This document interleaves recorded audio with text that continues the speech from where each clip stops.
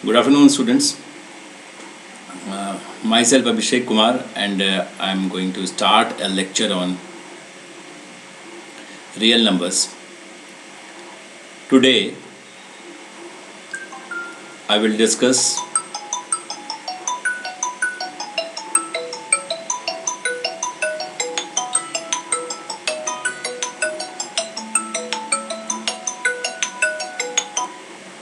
today I will discuss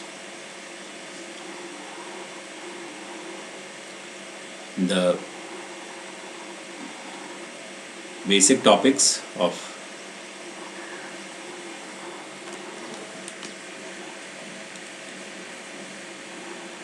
real numbers.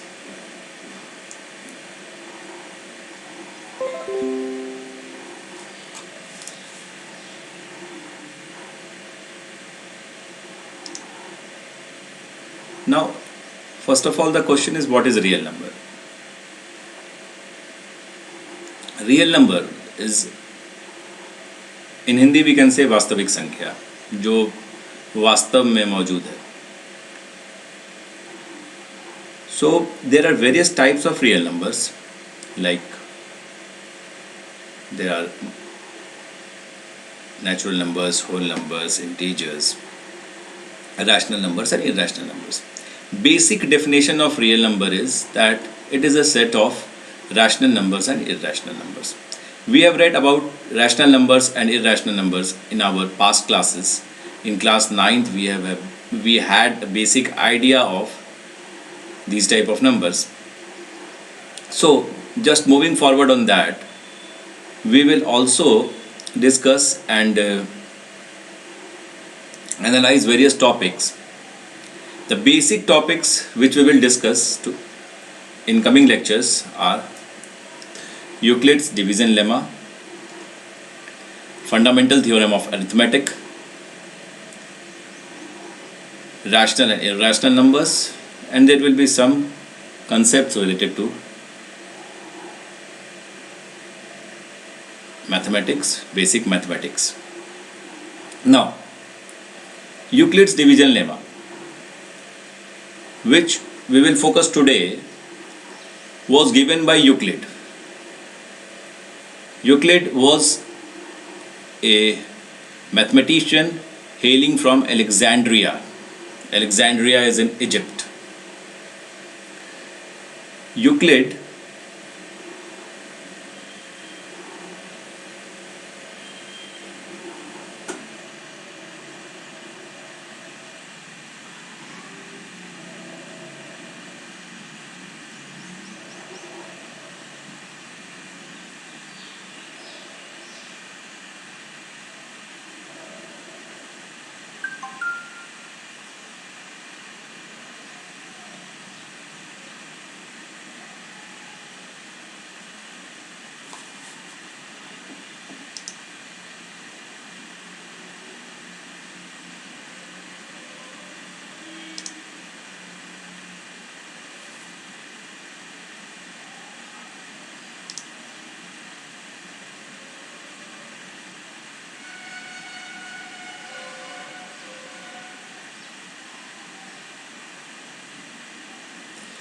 Welcome back to live.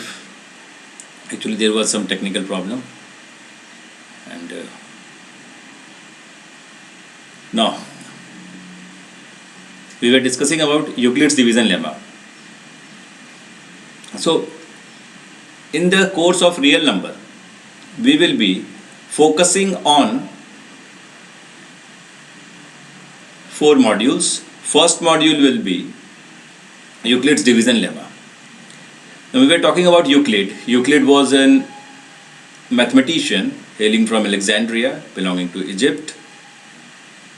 Since past, there were various mathematicians from various places who have contributed to various fields of mathematics. And the major 3 mathematicians which we will keep talking on during our lectures will be Euclid, Aryabhatta and Al-Khwarizmi. Now, various topics, various keywords of mathematics has been based on various names of scientists.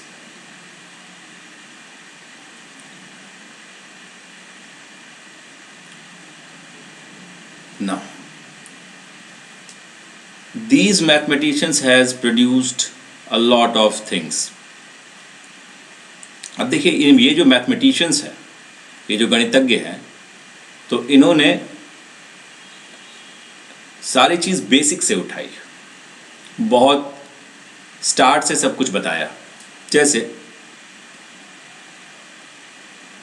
जोड़ है, घटाव है, गुना है, भाग है।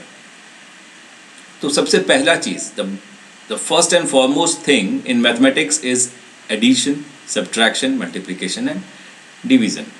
So during the start of the lecture we will try to understand these basic things. क्या हमें इन basic चीज़ों का आइडिया है? हेलो, हाँ मैम, अभी रिकॉर्डिंग हो रहा है। ठीक है सर, ठीक ठीक, लाइव हो आप अभी? हाँ आप देखिएगा, मैसेज कर दीजिएगा। ठीक, sorry for the interruption. So I was talking about Euclid's division lemma. तो यूक्लिड्स डिवीजन लेमा में हम देखते हैं कि यूक्लिड डिवीजन लेमा में यूक्लिड का बहुत बड़ा योगदान रहा है। यूक्लिड अलेक्जेंड्रिया से बिलोंग करता था। यूक्लिड ने ज्योमेट्री पे काम किया है, यूक्लिड ने एल्गोरिदम्स पे काम किया है, यूक्लिड ने एक लेमा दिया है जो कि, और ये लेमा क्या होता है? लेमा एक तरह का स्टेटमेंट है जो पहले से प्रूवन स्टेटमेंट के बेसिस पे बनाया जाता है। इसी तरह से एल्गोरिदम एक तरह का प्रोसीजर है, स्टेप है किसी सॉल्यूशन तक पहुंचने के लिए।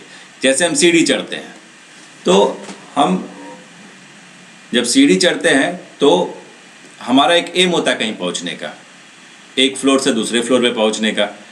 तो फर्स्ट फ्लोर से सेकंड फ्लोर पे पहुंचने के लिए कोई सीढ़ी चढ़ता है, तो यही स्टेप चढ़ना है, यानी ये जो कोई प्रोसीजर है।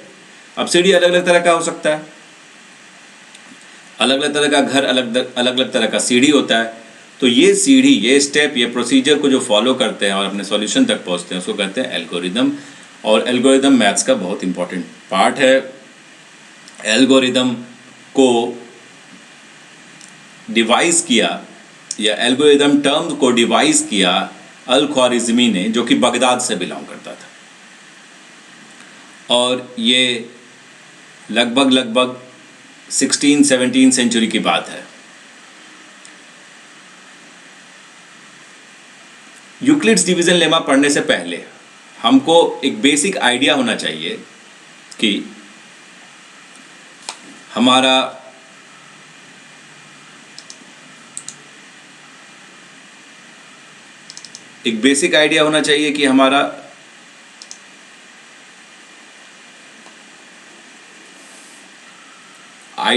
हमारा एडिशन, सब्ट्रैक्शन, मल्टीप्लिकेशन, डिवीजन, जो कि बहुत सिंपल है, इस पे कमांड है कि नहीं, हम हर एंगल से इसको समझते हैं कि नहीं।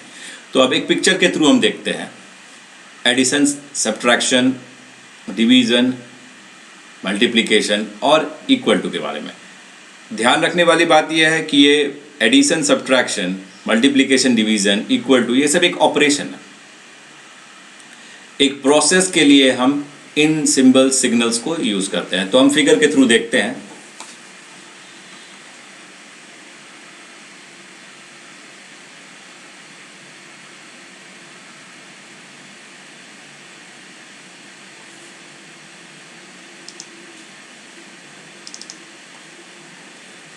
इस फिगर में हम देख सकते हैं addition, subtraction, multiplication, division, equal to sign.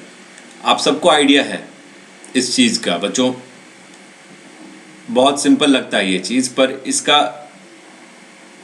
Example के थ्रू मीनिंग समझना बहुत ज़रूरी है। जैसे एडिशन है तो इसका मतलब ऐड, मतलब कोई चीज़ जोड़ रहे हैं। सपोज एक टुकड़ा है, उसमें दूसरा टुकड़ा जोड़ दिया, ये एडिशन हो गया।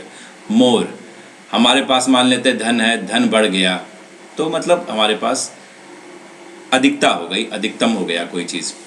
प्लस भी अधिकता का ही प्रतीक है। सम, सम मतलब जैसे सम ऑफ मनी हम कहते हैं, सम ऑफ मनी कहते हैं। तो सम ऑफ मनी यानी कि मान लीजिए कि आप बैंक में रोज़ पैसा डाल रहे हैं या हर महीने पैसा डाल रहे हैं, तो आप एक सम ऑफ मनी उसमें ऐड कर रहे हैं, टोटल ऑल टुगेदर। तो इस तरह एडिशन को हम ऐड, मोर, प्लस, सम, टोटल ऑल टुगेदर के थ्रू एक्सप्रेस कर सकते हैं। और सब्ट्रैक्शन, सब्ट्रैक्शन मतलब सब्ट्रैक्ट। एक वर्ड है ट्रैक्शन, ट्रैक्शन का मतलब होता है फ्रिक्शन, घर्षण। तो घर्षण करने से कोई भी चीज़ बाहर निकलता है। जैसे आप मान लीजिए कि किसी सरफेस को पे अगर घर्षण कर रहे हैं या उस पर फ्रिक्शन पैदा कर रहे हैं, तो उसका जो ऊपर का लेयर है वो धीरे धीरे उखड़ता जाता है। तो ये सब्ट्रैक्शन वहाँ से आया। फिर माइनस, आप जानते हैं माइनस मतलब कम हो जाना। लीव मतलब छोड़ के चला जाना। सपोज एक रूम में 10 लोग थे, 2 लोग चले गए छोड़ के, तो this is the process of leaving. इसी तरह से लेस, टेक अवे और डिफरेंस। डिफरेंस बहुत इंपॉर्टेंट वर्ड है सब्ट्रैक्शन के लिए। मल्टीप्लिकेशन के लिए जो कुछ वर्ड्स यूज़ होता है वो है lots of, times, multiply, groups of, product, product बहुत इंपॉर्टेंट है, मल्टीप्लाइड बाय, मल्टीप्लाइड ऑफ, और एक बहुत इंपॉर्टेंट चीज़ है रिपीटेड एडिशन। एरे भी यूज़ होता है, और एरे होता है रो और कॉलम का मिश्रण, जिसको हम लोग को जानने की ज़रूरत नहीं है अभी तत्काल के लिए। और रिपीटेड एडिशन के बारे में हम लोग चर्चा करेंगे। अब आगे चलते हैं डिवीज़न में। तो डिवीज़न के लिए वर्ड्स यूज़ होता है divide, divided by, divided into, share. Share बहुत इंपॉर्टेंट है। शेयर मतलब एक तरह से बांटना। जैसे 10 सेब है और 5 लोग हैं, सब में इक्वली आपको बांटना है, तो हम शेयर इक्वली यूज़ कर सकते हैं। फिर इक्वल ग्रुप्स ऑफ। इसके बाद इक्वल, इक्वल का मतलब होता है बराबर। जैसे मान लीजिए 2 आदमी हैं, दोनों आदमी अगर खड़ा है एक पोजीशन पे और दोनों का हाइट एकदम सेम है, जैसे मान लेते हैं 174 सेंटीमीटर पहले का है, 174 सेंटीमीटर दूसरे का है, 5 फुट 8 इंच पहले का है, 5 फुट 8 इंच दूसरे का है, तो यहाँ पे इक्वालिटी की बात हो रही है। इसके लिए कुछ वर्ड्स यूज होते हैं, makes, total, same as, equivalent, balances. आपके स्क्रीन पे ये सब आप देख सकते हैं, और आप इसको देख के ये समझ सकते हैं कि ये जो ऑपरेशन है इसको हम और कैसे एक्सप्रेस कर सकते हैं, अलग अलग वर्ड्स में कैसे एक्सप्रेस कर सकते हैं। तो एक एक्सप्रेस करने का तरीका मैंने आपको शो किया आपके स्क्रीन पे, और ऐसे अनेक तरीके हैं इन ऑपरेशंस को, यानी कि एडिशन को, सब्ट्रैक्शन को, मल्टीप्लिकेशन को, डिवीजन को एक्सप्रेस करने का। हम अब नेक्स्ट फिगर पे चलते हैं। इसमें है कि addition is the inverse of subtraction. इसको समझना पड़ेगा कि एडिशन एक इनवर्स ऑफ सब्ट्रैक्शन है। जैसे कि मान लीजिए कि आप ऐड कर रहे हैं 2 जोड़ 2 जोड़ 2 जोड़ 2 जोड़ 2 जोड़ 2, तो आपको 10 मिल गया। अब सब्ट्रैक्शन उसका उल्टा है, जस्ट इनवर्स है। आप घटाते जा रहे हैं, घटाते जा रहे हैं, घटाते जा रहे हैं, घटाते जा रहे हैं। तो जस्ट आप ऐड कर रहे हैं तो आगे की तरफ जा रहे हैं, घटा रहे हैं तो पीछे की तरफ जा रहे हैं। आप ऐड कर रहे हैं तो बढ़ा रहे हैं, आप सब्ट्रैक्ट कर रहे हैं तो खाली कर रहे हैं। तो इसलिए आपको समझना पड़ेगा कि एडिशन इज, समझने की बात है, addition is the inverse of subtraction and subtraction is the inverse of addition. और अंडू ऑपरेशन है, तो इसका मतलब ये दोनों एक दूसरे के प्रतिरूप हैं, और हम अंडू के थ्रू इसको चेंज कर सकते हैं, एडिशन को सब्ट्रैक्शन से, सब्ट्रैक्शन को एडिशन से। मल्टीप्लिकेशन, मल्टीप्लिकेशन को रिपीटेड एडिशन भी कहा जाता है। और देखिए आपको रो और कॉलम दिख रहा होगा, यहाँ पे अरे वर्ड यूज हुआ है। अरे वर्ड यूज होने के कारण आप देख पा रहे होंगे कि रो और कॉलम दिख रहा है। आप देखिए इस 6 बॉल को, ग्रीन बॉल्स को, और आप इन 6 ग्रीन बॉल्स में देख सकते हैं कि 2 रोज हैं और 3 कॉलम है। अब आपको ऐड करना है तो 2 2 2 को ऐड कर दीजिए, तो ये आपको 6 मिल जाएगा। और आपने 2 को 3 बार जोड़ा है, इसलिए आप मल्टीप्लिकेशन तक पहुंच गए। तो इस फिगर से आपको एक बेसिक आइडिया हो रहा होगा कि why multiplication is repeated addition. आगे चलते हैं। आप देख रहे हैं रिपीटेड सब्ट्रैक्शन, यहाँ पर 21 को 3 से डिवाइड किया गया है, और 21 को 3 से डिवाइड करने पे हम एक नंबर लाइन पे एक प्रोसेस अपनाते हैं। वो प्रोसेस शो किया गया है इस पे, और नंबर लाइन पे आप 0 से लेकर 21 प्लॉट कर दीजिए, और आप जब 3 घटाएंगे तो 18 पे पहुंचेंगे, 6 घटाएंगे तो 15 पे पहुंचेंगे, वैसे ही 9 घटाएंगे तो 12 पे पहुंचेंगे, आप 12 घटाएंगे तो 9 पे पहुंचेंगे, 15 घटाएंगे तो 6 पे पहुंचेंगे, 18 घटाएंगे तो 3 पे पहुंचेंगे और 21 घटा देंगे 0 पे पहुंचेंगे। तो आपने देखिए कितनी बार 3 को घटाया है, आपने 7 बार 3 को घटाया है। यानी कि आपने जितनी बार 3 को घटाया वही उसका आंसर होगा, वही उसका सॉल्यूशन होगा। जैसे 21 डिवाइडेड बाई 3, तो आपको 7 बार 3 को घटाना पड़ा तो आंसर 7 होगा। तो इस पिक्चर से आप रिपीटेड सब्ट्रैक्शन का आइडिया ले सकते हैं और रिपीटेड सब्ट्रैक्शन ही डिवीजन होता है। आप इस पिक्चर को देख सकते हैं।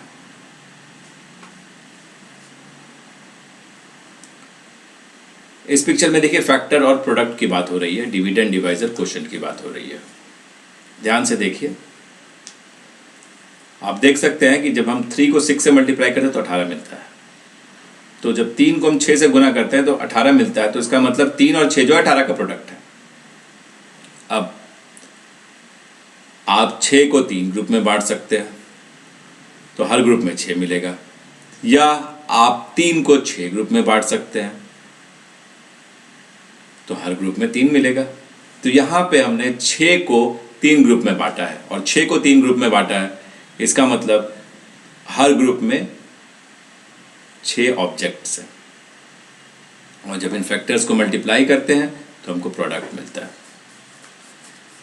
अब देखिए डिवीजन प्रोसेस को शो कर रहा है राइट साइड का फिगर, और राइट साइड के फिगर में देखिए कि डिविडेंड, डिवाइजर, क्वोशिएंट और रिमाइंडर की बात हो रही है। यहाँ पे कोई रिमाइंडर नहीं है, और यहाँ पे कोई रिमाइंडर नहीं है, इसका मतलब ये है कि आपके पास 18 पीसेस थे, 18 ऑब्जेक्ट थे, इसमें से पहली बार आपने 6 निकाल लिया,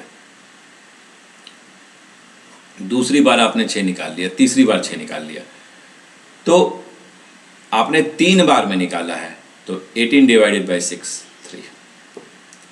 वैसे ही आपने 18 में से 3 3 निकालना शुरू किया वर्टिकली। आप देखो लेफ्ट वाले फिगर में वर्टिकली 3 3 3 उठाना शुरू करो। जब आप उठाओगे तो आपको 6 कॉलम मिलेगा। तो 18 डिवाइडेड बाई 6 ये रो के बारे में बात कर रहा है, 18 डिवाइडेड बाई 3 ये कॉलम के बारे में बात कर रहा है। तो देखेंगे आप कि यहाँ पे 6, इस लेफ्ट वाले फिगर में देखिए 6 कॉलम है, ठीक है, और 3 रो है। तो 18 डिवाइडेड बाई 6 करेंगे तो हमको 3 रो मिल जाएगा, और 18 डिवाइडेड बाई 3 करेंगे तो हमको 6 कॉलम मिल जाएगा। तो ये कॉलम और रो के बारे में जो बात करते हैं वही इस फिगर में जो अरे की बात हुई है। देखिए पहला वर्ड है अरे, तो ये जो अरे की बात हुई है तो वो अरे इसी रो कॉलम की चर्चा करता है। नाउ आगे देखते हैं लार्जर क्वांटिटी को स्मॉलर क्वांटिटी से डिवाइड कैसे करते हैं। तो देखिए बहुत सिंपल सा प्रोसेस है, इस फिगर से आप डायरेक्ट समझ सकते हैं कि लार्जर क्वांटिटी को हम स्मॉलर क्वांटिटी से डिवाइड करना है तो हमको एक मल्टीपल मिल रहा है। इस फिगर से भी आप समझ सकते हैं बहुत आसानी से।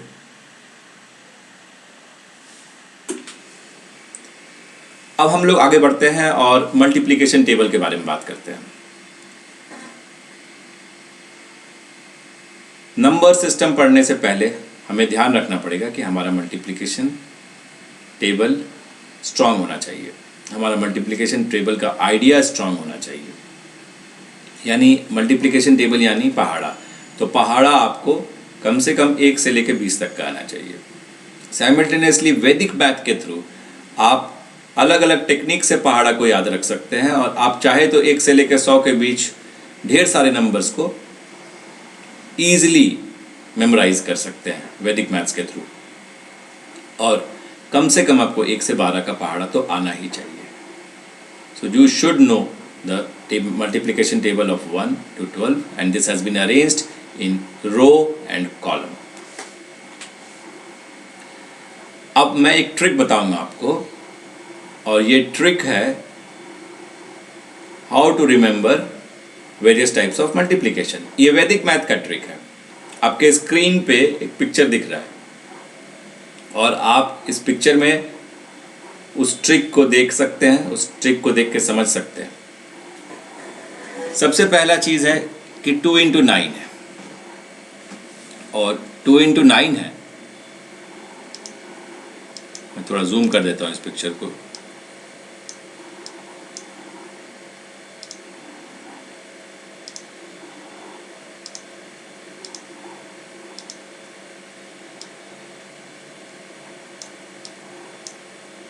तो देखिए 3 इंटू 9 है,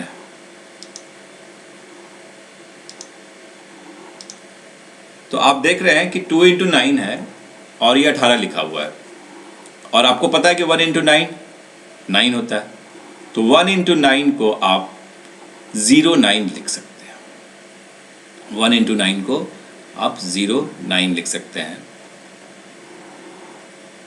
अब करना क्या है, ये जो आपके पास 9 है, इस 9 को आप पहले वाले में फिक्स रखिए और एक एक निकालते जाइए बाहर।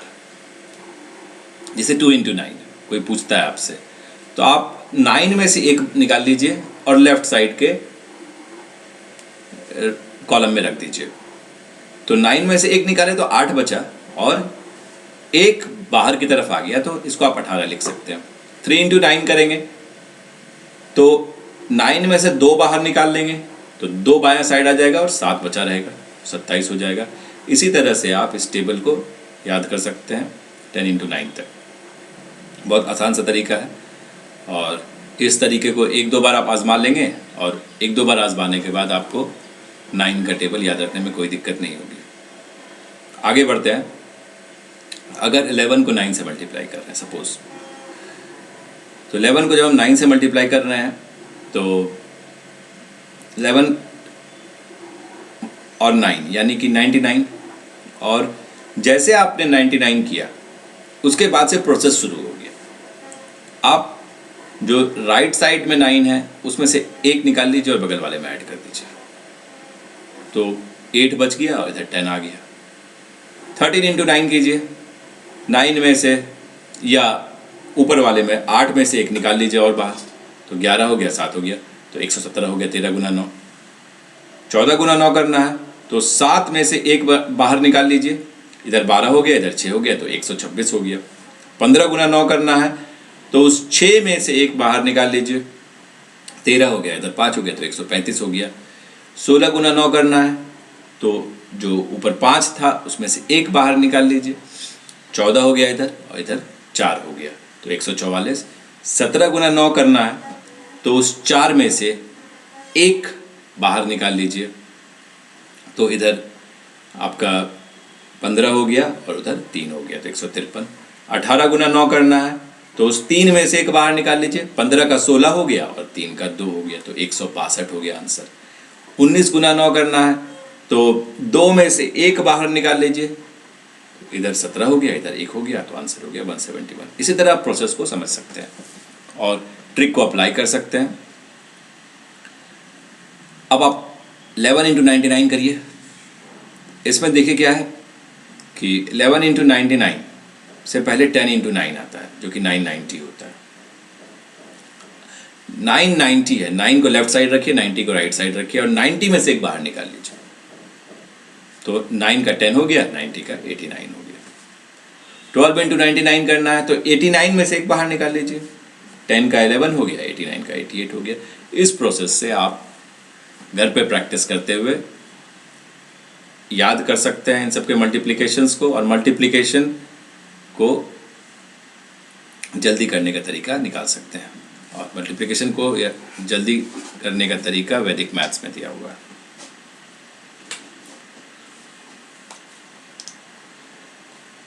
तो हमने डिस्कस किया वैदिक मैथ्स के थ्रू मल्टीप्लिकेशन टेबल।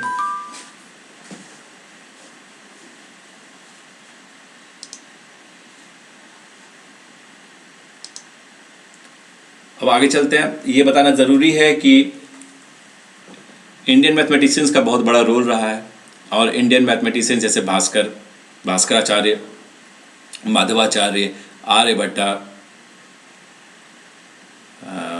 वराहमीर, तो इस तरह ढेर सारे मैथमेटिशियंस रहे हैं जिन्होंने बहुत सारा काम किया है गणित के, मैथमेटिक्स के फील्ड में ज़्यादातर जैन मैथमेटिशियंस ने नई सदी में काम किया और केरल के मैथमेटिशियंस ने नई सदी में काम किया।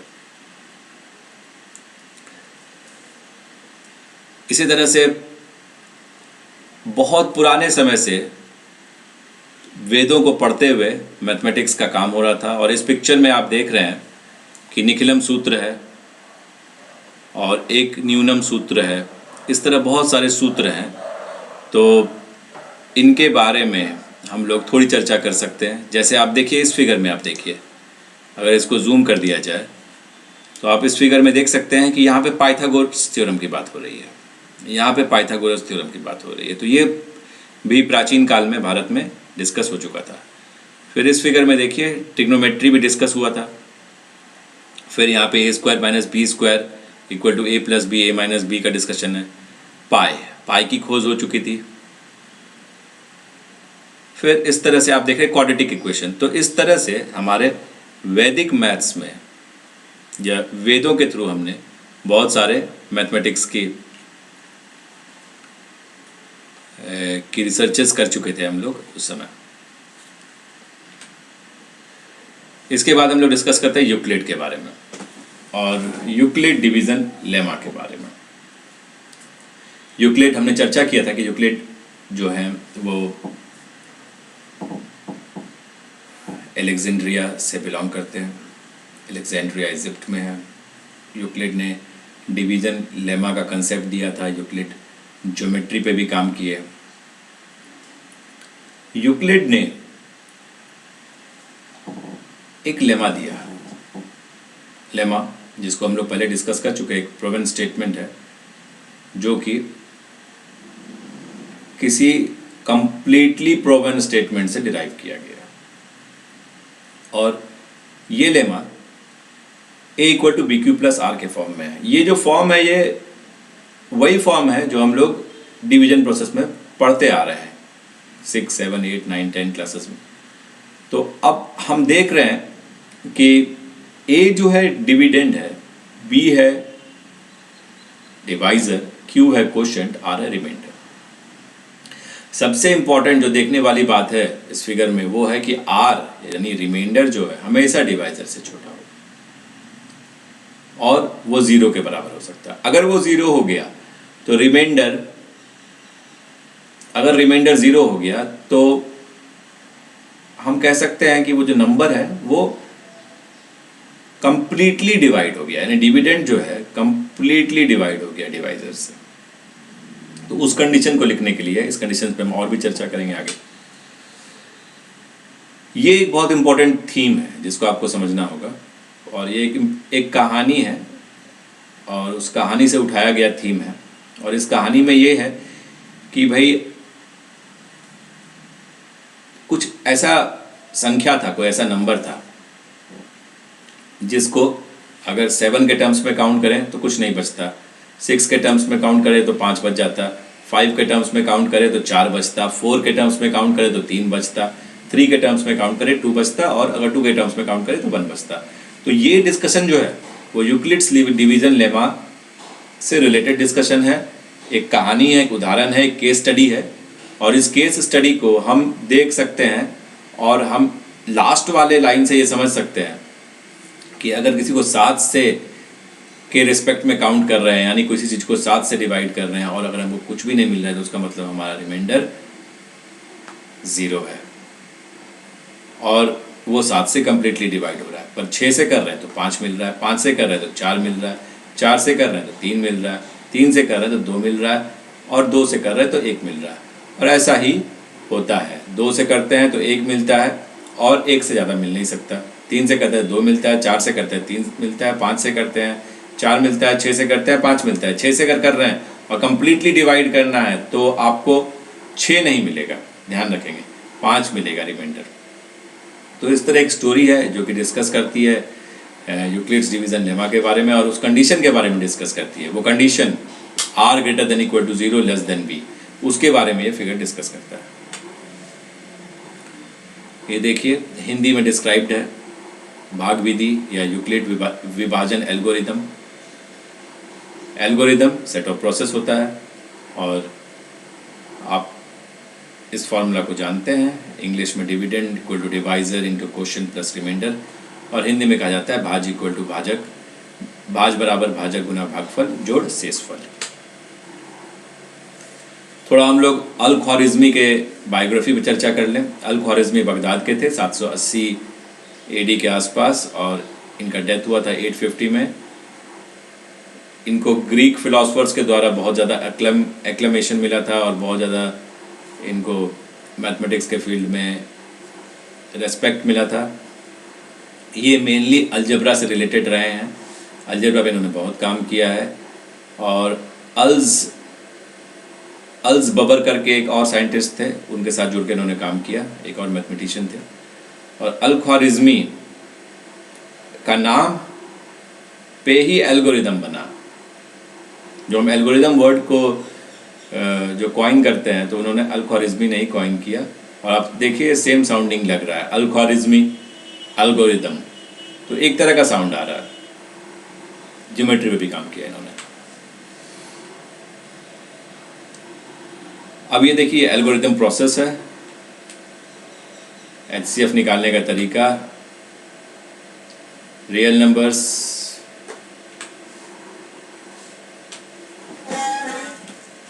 तो अब हम लोग एक बेसिक आइडिया के बाद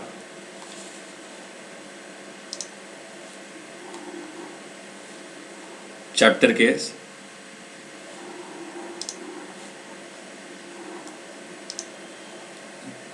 के स्टार्ट में चलते हैं, और हम लोग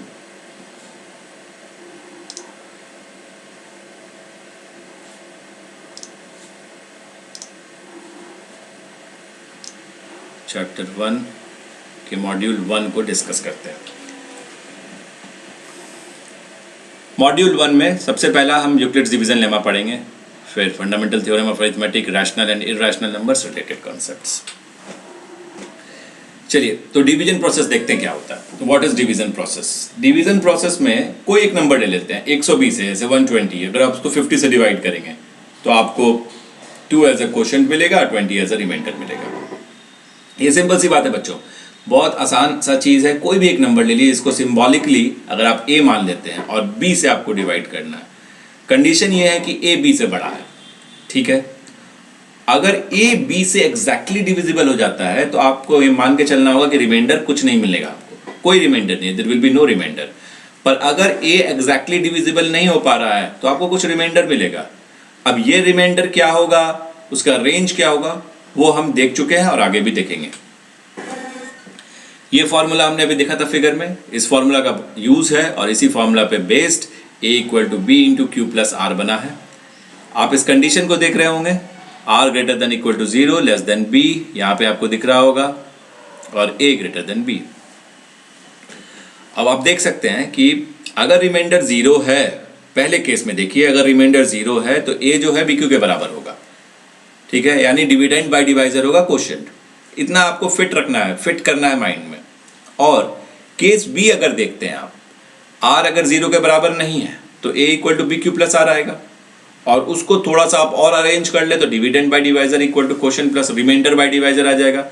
और देखिए आप, रिमाइंडर बाय डिवाइजर एक और कंडीशन है, इस कंडीशन को भी आप याद रख सकते हैं, और ये कंडीशन इस कंडीशन से ही आया है, इस r greater than equal to 0 less than b से ही ये कंडीशन आया है, r by B greater than equal to 0 less than 1।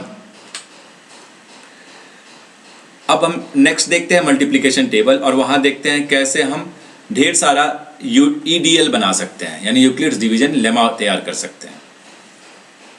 Lemma तैयार करने के लिए हम पहले 2 का टेबल देखते हैं। तो अगर आप एक चार्ट फॉर्म में ऐसे लिख देते हैं 1 2 3 4 5 6 7 8 9 10, तो आप देख सकते हैं बच्चों कि 2 को आप 2 प्लस 0 लिख सकते हैं, 3 को 2 प्लस 1, 4 को 4 प्लस 0, 5 को 4 प्लस 1, 6 को 6 प्लस 0, 7 को 6 प्लस 1। तो यानी कि इस डायरेक्शन में, इस वाले पोर्शन में 2 का टेबल चल रहा है, और इस वाले पोर्शन में वो रिमाइंडर बच रहा है, जितना रिमाइंडर बच सकता है। 2 के पहाड़े में क्या रिमाइंडर बचेगा, सिंपल सी बात है, 0 बचेगा, 1 बचेगा, ठीक है। तो 2 के पहाड़े में 0 बचेगा और 1 बचेगा, तो 0 इसको यहाँ चेंज करना होगा, r greater than equal to 0 less than 2।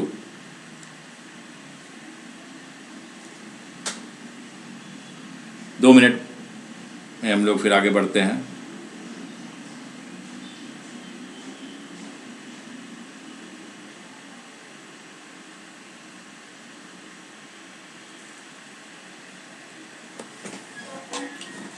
ठीक है, तो आप देख सकते हैं इस चीज को, और यहाँ पे आपको क्या मिलेगा, 0, 1 और 2 मिलेगा। तो अब ध्यान से देखिए कि आपको यहाँ पे 0 और 1 मिलने वाला है एज अ रिमाइंडर।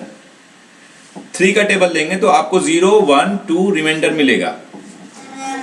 इसी तरह से अगर आप आगे बढ़ें और 4 का टेबल देखें तो क्या मिलेगा, आप खुद सोचे बच्चों। 4 का टेबल में क्या क्या रिमाइंडर मिलेगा, 0, 1, 2 और 3। 5 में 0, 1, 2, 3, 4। तो आप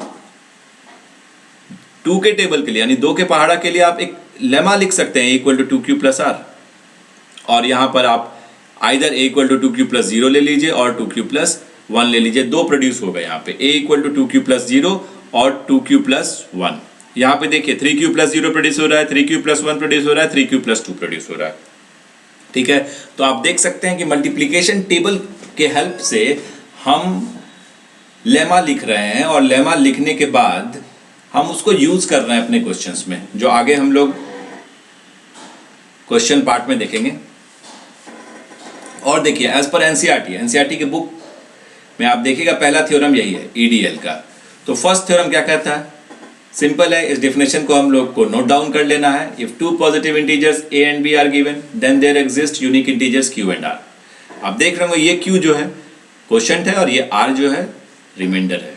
a और b वो दो नंबर है जिसके बारे में बात हो रही है। हो सकता है इस दो नंबर का HCF निकालना पड़े, पर इस केस में इस दो नंबर का डिवीजन हो रहा है, और डिवीजन आप जानते हैं कि रिलेटेड होता है सब्ट्रैक्शन से। तो आप इस चीज को भी यहाँ पे देख सकते हैं, पर ये जो फॉर्मेट है a equal to B Q plus R, ये मल्टीप्लिकेशन और एडिशन के बारे में बात कर रहा है। तो आप देख सकते हैं इस थ्योरम से बहुत कुछ क्लियर हो रहा है। ये क्लियर हो रहा है कि एडिशन, सब्ट्रैक्शन, मल्टीप्लिकेशन और डिवीजन ये सबको रिलेटेड है। बच्चों एक और देखिए 4 का टेबल, देखिए यहाँ पे 1, 2, 3 मिल रहा है आपको, ठीक है। फिर देखिए 4 2 8, 0, 1, 2 मिल रहा है और 3 भी मिलेगा आगे, ऊपर आप देख रहे होंगे। तो इस तरह से आप देख सकते हैं कि 2 के टेबल में क्या मिल रहा है भाई, ये मिल रहा है। 3 के टेबल में क्या मिल रहा है, ये मिल रहा है। 4 के टेबल में क्या मिल रहा है, ये मिल रहा है। तो आप ढेर सारा मल्टीपल देख सकते हैं, और आप इस चीज़ को ध्यान दें कि मल्टीप्लिकेशन टेबल बहुत ज़रूरी है, और जितना अधिक से अधिक मल्टीप्लिकेशन याद रखें उतना हमको अपने क्वेश्चन बनाने में ईजी होगा बच्चों। अब आगे बढ़ें। एल्गोरिदम और लेमा का डिस्कशन हमने कर लिया है।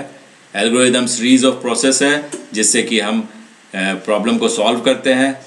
ये स्टेप्स है एक तरह का। लेमा जो है एक स्टेटमेंट है जो कि दूसरे स्टेटमेंट को प्रूव करता है, पर पुराना स्टेटमेंट पहले से प्रूवन होना चाहिए। ना एल्गोरिदम और लेमा के बीच का डिफरेंस हमें देखना होगा। साइमल्टेनियसली हमको एक बात जानना होगा, लेमा और एल्गोरिदम एक नहीं है। लेमा अलग है, एल्गोरिदम अलग है, पर बहुत जगह पर लेमा और एल्गोरिदम को इंटरलिंकिंग वे में यूज़ किया जाता है, एक तरह से यूज़ किया जाता है। अब यूक्लिड्स डिवीजन एल्गोरिदम में हमारा जो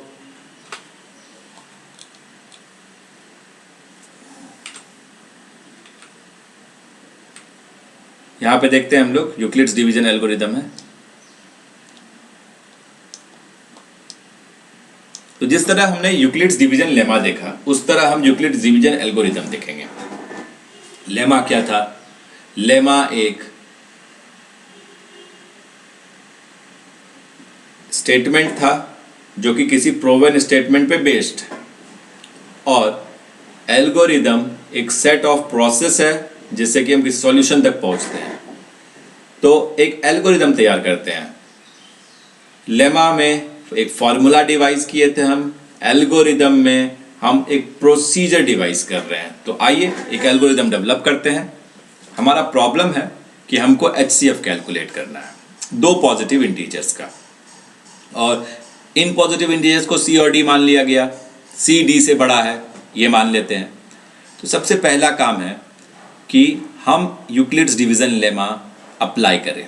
यूक्लिड्स डिवीज़न लेमा अप्लाई करते हैं तो जो हमारा a equal to B Q plus R था वो अब a equal to B Q plus R नहीं रहेगा, वो c equal to D Q plus R हो जाएगा। क्योंकि हमने जब लेमा लिखा था तो उस समय हमने c और d के जगह a और b यूज़ किया था। अब हम a और b के जगह c और d यूज़ कर रहे हैं तो a equal to B Q plus are में a के जगह हम c लिखेंगे, b के जगह हम d लिख देंगे तो c equal to D Q plus R हो जाएगा। ठीक है, q जो है एक इंटीजर होगा, ध्यान रखेंगे पॉजिटिव इंटीजर होगा। रिमाइंडर जो है एक होल नंबर होगा और रिमाइंडर जो होगा 0 के बराबर हो सकता है, 0 से बड़ा हो सकता है, पर वो हमेशा d से छोटा होगा। सेकंड स्टेप में आते हैं। अगर r 0 हो गया, सपोज r 0 हो गया, यहां पे देखिए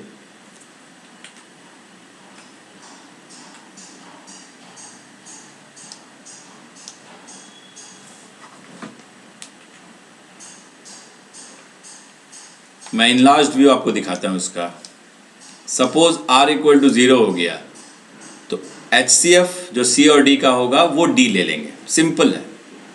अगर रिमाइंडर नहीं है तो हाईएस्ट कॉमन फैक्टर क्या होगा, वो छोटा नंबर होगा, वही कॉमन होगा और वही हाईएस्ट होगा।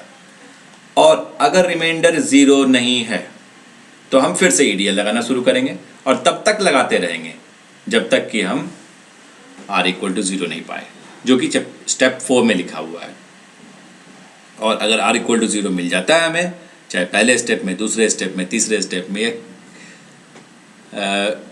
किसी भी nth स्टेप में, तो हम जो डिवाइज़र लिखेंगे वो जो होगा HCF होगा और वही हमारा आंसर हो जाएगा। तो ये है हमारा बेसिकली छोटे में यूक्लिड्स डिवीज़न एल्गोरिदम। ये एल्गोरिदम है, ये एक प्रोसेस है।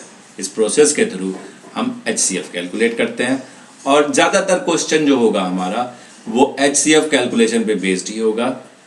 और HCF कैलकुलेशन नॉर्मली भी हम कर चुके हैं, पहले भी बहुत सारा HCF कैलकुलेशन कर चुके हैं। एक बहुत सिंपल सा रूल था कि भाई जो भी कॉमन फैक्टर्स मिलते थे उनको उठा लेते थे, सर्कल कर लेते थे, अलग कर देते थे और इनमें से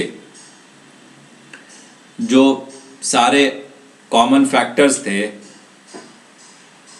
उन सबको उठा दीजिए और अलग कर लीजिए और मल्टीप्लाई कर दीजिए तो आपको वो हाईएस्ट कॉमन फैक्टर मिल जाएगा और उससे बड़ा फैक्टर कोई भी नहीं होगा जो कि दोनों नंबर को डिवाइड कर दे। तो बड़ा आसान सा काम था। इस तरह LCM भी कैलकुलेट करते थे, पर यूक्लिड्स डिवीज़न लेमा में हम वो प्रोसेस नहीं करेंगे। हम यूक्लिड्स डिवीज़न लेमा में इस फार्मूला को लगाएंगे, रिमाइंडर चेक करेंगे, रिमाइंडर 0 आता है, ठीक है, HCF मिल गया। रिमाइंडर 0 नहीं आता है, ठीक है, अभी आगे का काम करते रहना है, आगे काम करते रहना है, रिमाइंडर को 0 करना है और रिमाइंडर को अगर 0 कर दिए तो जो हमको HCF मिलेगा वो डिवाइज़र के बराबर होगा। तो हमने देखा अभी यूक्लिड्स डिवीज़न एल्गोरिदम।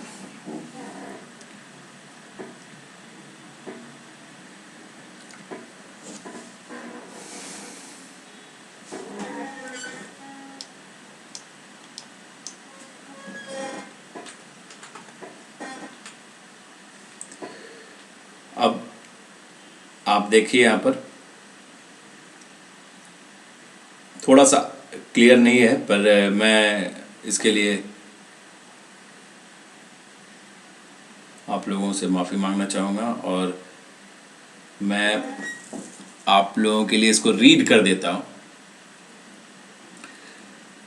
हम यहाँ पे डिस्कस कर रहे हैं वेरियस लेमास के बारे में। पहला जो है वो इंटीजर। तो देखिए इंटीजर को हम कैसे लिख सकते हैं। ढेर सारा लेमा लिख सकते हैं इंटीजर के लिए। एक इंटीजर के लिए लेमा लिख सकते हैं हम a equal to 1q plus R, या a equal to 2q plus R, या a equal to 3q plus R. अब अगर a equal to 2q plus R है तो हम देख रहे हैं कि डिवाइजर 2 है, तो यहां पर r 0 होगा या 1 होगा। तो अगर r को 0 लेते हैं तो a इक्वल टू 2q मिलेगा आपको, यहाँ पे देख सकते हैं आप। और r को अगर 1 लेते हैं तो a equal to 2q plus 1 मिलेगा। आगे बढ़ते हैं, मान लेते हैं a equal to 3q plus r लिया, इंटीजर को हमने a equal to 3q plus r से रिप्रेजेंट किया। r क्या होगा, या तो 0 होगा, या तो 1 होगा, या तो 2 होगा। अगर 0 होता है तो a इक्वल टू 3q हो जाएगा, 1 होता है तो 3q प्लस 1 और 3q प्लस 2। तो आप देख सकते हैं कि बहुत सारे तरीके हैं, बहुत सारे लेमाज हैं इंटीजर को रिप्रेजेंट करने के लिए। डिपेंड करता है कि आप b क्या ले रहे हैं। अब आइए, ऑड पॉजिटिव इंटीजर्स को रिप्रेजेंट करना है। तो ऑड पॉजिटिव इंटीजर्स आपको कहाँ से मिलेंगे? ऑड पॉजिटिव इंटीजर्स जो मिलेंगे आपको, उसमें आपको एक लेमा लिख देना है, और वो लेमा जो है वो इवन फॉर्म में है, यानी b आप इवन ले लीजिए, 2q, 4q, 6q, और उसमें r एडेड है। अभी आप देखिए कि अगर यहाँ पे आप r इक्वल टू 0 लेते हैं तो ये इवन इंटीजर हो जाता है जो नीचे लिखा हुआ है। आप r इक्वल टू 1 ले रहे हैं तो ये ऑड इंटीजर हो जाएगा। तो ये condition a equal to 2q plus r, q belongs to w, that is whole number, r equal to 1, ये वाला कंडीशन ऑड पॉजिटिव इंटीजर्स के लिए लागू होता है। और नीचे देखिए, a equal to 2q plus r, q belongs to positive integer, r equal to 0, ये लागू होता है इवन पॉजिटिव इंटीजर्स के लिए। अब आगे बढ़ते हैं, b को 4 लेते हैं, b को इवन लेंगे जिससे हम लोग को लिखने में आसानी होगी, b को हम लोग ऑड नहीं लेंगे। तो a equal to 4q plus r lemma है। अब देखिए 4q एक इवन नंबर है, इवन नंबर में कोई ऑड नंबर ऐड कीजिएगा तो ऑड नंबर होगा, तो ऑब्वियसली ये ऑड पॉजिटिव इंटीजर होगा 1 के लिए। फिर देखिए 3 ऐड कर दिए, 3 भी एक ऑड नंबर है, ऑड पॉजिटिव इंटीजर है। जब ऑड पॉजिटिव इंटीजर ऐड कीजिएगा तो ये 4q प्लस 3 बन जाएगा, और 4q प्लस 3 एक ऑड पॉजिटिव इंटीजर है। अब इसमें देखिए, यहाँ पे r 1 और 3 लिया था, यहाँ पे r 0 और 2 लेंगे।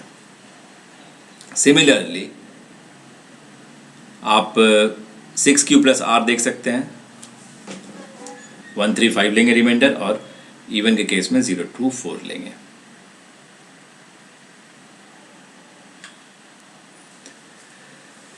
तो ये हमने डिस्कस किया है यूक्लिड्स डिवीजन लेमा से related division process, Euclid's division algorithm, odd positive integer के लिए क्या लेमा होता है, इवन पॉजिटिव इंटीजर के लिए क्या लेमा होता है, ये सब हमने डिस्कस किया। अब आज के लेक्चर में 10 मिनट बचा हुआ है, और इस 10 मिनट में हम एक क्वेश्चन डिस्कस करेंगे, और अगले पार्ट में हम लोग बचे हुए क्वेश्चंस, न्यूमेरिकल्स इस मॉड्यूल से रिलेटेड डिस्कस करेंगे। तो पहला न्यूमेरिकल आपके स्क्रीन पे आएगा, आप चाहे तो उस क्वेश्चन को नोट कर सकते हैं, और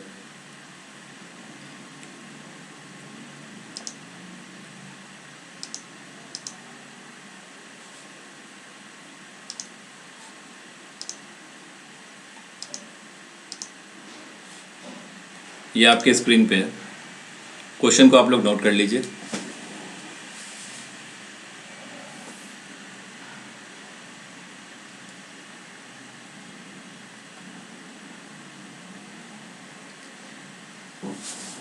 देखिए, ये पहला न्यूमेरिकल है लेमा पे बेस्ड, और इस न्यूमेरिकल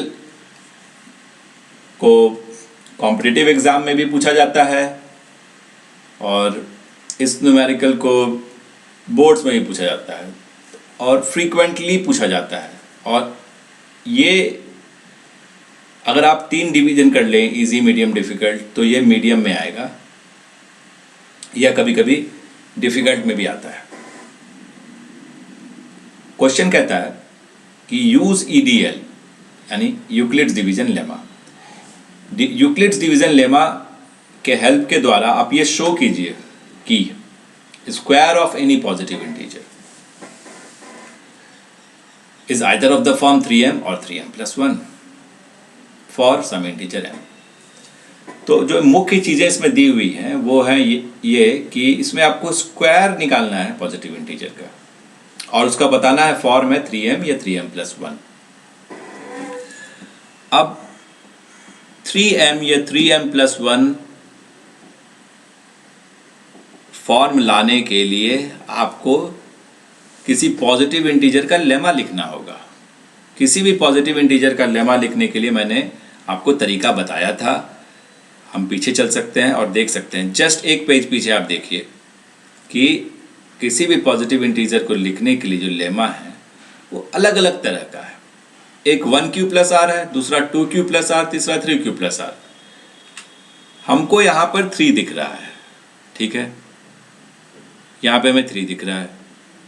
तो हमें 3 दिख रहा है तो सबसे पहले हमारा कोशिश होगा इस लेमा को उठाने का, a equal to 3q plus R. देखिए यहाँ पे पॉजिटिव इंटीजर है तो 3q प्लस आर उठा लिया हमने, यानी कि a equal to bq plus are में b इक्वल टू 3 फिट करना होगा। तो a equal to 3q plus r मिल गया। और जब a equal to 3q plus r मिला हमें तो हम जान रहे हैं कि एक कंडीशन है r greater than equal to 0 less than 3। और आप अगर विजुअली देखिए, आप ध्यान से देखिए, अगर आपको 3 दिख रहा है डिवाइजर के जगह पे तो 3 ही रिमाइंडर आने के चांसेस हैं, या 3 ही ऐसे रिमाइंडर आएंगे जो कि इंटीजर है। पहला होगा 0, दूसरा होगा 1, तीसरा होगा 2। और उस बेसिस पे आप a कैलकुलेट कर सकते हैं। a 3q हो सकता है, a 3q प्लस 1 हो सकता है, या 3q प्लस 2 हो सकता है। और ध्यान रखें q एक होल नंबर या इंटीजर है। अब देखिए a इक्वल टू 3q है और बात हो रही थी स्क्वायर की। आप यहाँ पे देखेंगे, यहाँ पे स्क्वायर की बात हो रही है, आप इसका स्क्वायर कर दीजिए और स्क्वायर करने के बाद आप a स्क्वायर निकाल लीजिए। ये 9q स्क्वायर है और इस 9q स्क्वायर में आपको पता है कि ये 9q स्क्वायर अपने आप में एक इंटीजर है।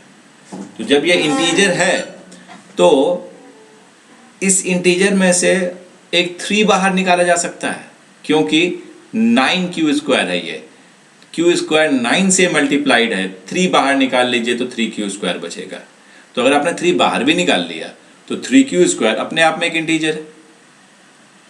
तो आप 3q स्क्वायर को m लिख सकते हैं। m को होल नंबर मान लीजिए, इंटीजर मान लीजिए, और 3q स्क्वायर m हो गया और a स्क्वायर 3m के बराबर हो गया। यानी किसी भी पॉजिटिव इंटीजर का स्क्वायर 3m के बराबर हो गया, where m is a whole number और इंटीजर। ठीक है, अब देखिए दूसरा केस। पीछे से देखिए हमने 3 केस लिया है, एक 3q, एक 3q प्लस 1। तो अब a equal to 3q plus 1 लेंगे, यहाँ a equal to 3q plus 1 लेंगे और a equal to 3q plus 1 लेंगे और इसका स्क्वायर करेंगे, लेफ्ट हैंड साइड का स्क्वायर करेंगे, राइट हैंड साइड का स्क्वायर करेंगे तो हमको a स्क्वायर मिलेगा। और a स्क्वायर मिलने के बाद हमें ये फॉर्मेट मिलेगा, a square equal to 3 into 3q square plus 6q plus 1। 3 common ले लिए और ये 3q स्क्वायर प्लस 2q जो है, यहाँ 2q लिखा हुआ है, थोड़ा सा कम स्पेस में लिखा हुआ है तो आप यहाँ पे देख नहीं पा रहे होंगे, थोड़ा कंसंट्रेट करना पड़ेगा आपको। ये 2q है तो 3q स्क्वायर प्लस 2q ये m हो गया और m जो है वो होल नंबर है और a square equal to 3m plus 1 का एक फॉर्मेट तैयार हो गया। अब तीसरे केस में, तीसरे केस में ऐसे ही करते हुए हम इसको करेंगे। तो तीसरा केस बहुत इंपॉर्टेंट है।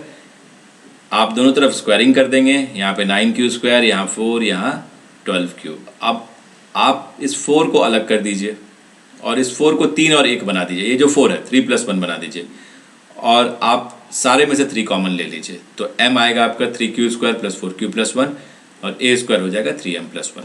तो यानी सिर्फ और सिर्फ दो तरह का केसेस पॉसिबल है, दो तरह का फॉर्मेशन पॉसिबल है। एक है ए स्क्वायर इक्वल टू 3m, दूसरा है ए स्क्वायर इक्वल टू 3m+1।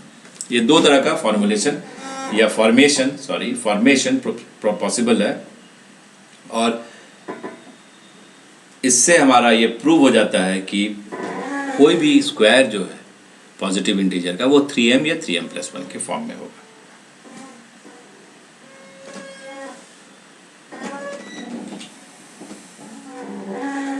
तो अब आगे बढ़ते हुए हम लोग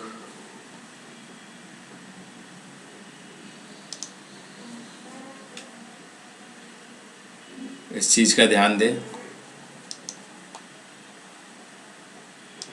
उस फॉर्मेट को थोड़ा बेटर वे में आपको मैं दिखा रहा हूँ। देखिए यहाँ ध्यान से, ये सबसे इम्पोर्टेंट स्टेप है। मैं इस स्टेप के बारे में बात कर रहा हूँ। 3k3+1, 3k3+1, 3k3+1। तो आपके स्क्रीन पे ये है और आप देख रहे हैं कि दो तरह का ही फॉर्मेट है। एक 3 times of any positive integer और दूसरा 3 times of any positive integer +1। यहाँ पे k1, k2, k3 पर ये दोनों फॉर्मेट एक तरह का है। देखिए 3k2+1 और 3k3+1 ये दोनों एक तरह का फॉर्मेट है। तो आज हमने डिस्कस किया यूक्लिड्स डिवीजन लेमा और एक बहुत इंपॉर्टेंट प्रॉब्लम डिस्कस किया, जो प्रॉब्लम सबसे ज़्यादा पूछा जाता है। तो इन प्रॉब्लम्स को डिस्कस करने के बाद हम बहुत सारे रेफरेंस बुक से क्वेश्चन बना सकते हैं। मेजर रेफरेंस बुक आप चाहे तो नोट कर सकते हैं। आप पहला रेफरेंस बुक जो मैं आपको यूज़ करने के लिए कहूँगा वो है RS अग्रवाल और RS अग्रवाल। फिर NCERT आप यूज़ कर सकते हैं, क्लास 10th का मैथमेटिक्स। ये दो बुक तो आपको बनाने के लिए बहुत ज़रूरी है, आपको बोर्ड्स की तैयारी के लिए और बोर्ड्स में अच्छे नंबर लाने के लिए आप ये दो बुक बहुत ज़रूरी है। और साइमल्टेनियसली आप और दो बुक रख सकते हैं, एक ओलंपियाड की बुक्स और दूसरा फाउंडेशन IIT की बुक्स। ओलंपियाड के लिए आप MTG का जो ओलंपियाड का पेपर्स आता है, ओलंपियाड का मैगजीन्स आता है, उसको यूज़ कर सकते हैं। और आप एक और बुक यूज़ कर सकते हैं, उसका नाम है Pearson publication IIT foundation. Pearson publication IIT foundation को यूज़ करके आप उसके क्वेश्चंस बना सकते हैं। और आप फ्यूचर में अगर इंजीनियरिंग या मेडिकल के फील्ड में जाना, इंजीनियरिंग के फील्ड में जाना चाहते हैं तो आप यूज़ कर सकते हैं इस बुक को, थॉरो इस बुक को बना सकते हैं। तो आपके 10th बोर्ड और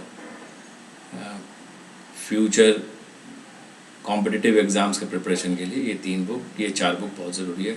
साइमल्टेनियसली ICSE के स्टूडेंट्स सेलिना पब्लिकेशन का कंसाइज मैथ्स यूज़ कर सकते हैं। तो इस तरह आज का लेक्चर हम यहाँ पे एंड करते हैं और आशा करते हैं कि आपको लेक्चर अच्छा लगा। मैं Abhishek Kumar, faculty of mathematics, आपसे फिर जुड़ता रहूँगा। तब तक के लिए धन्यवाद।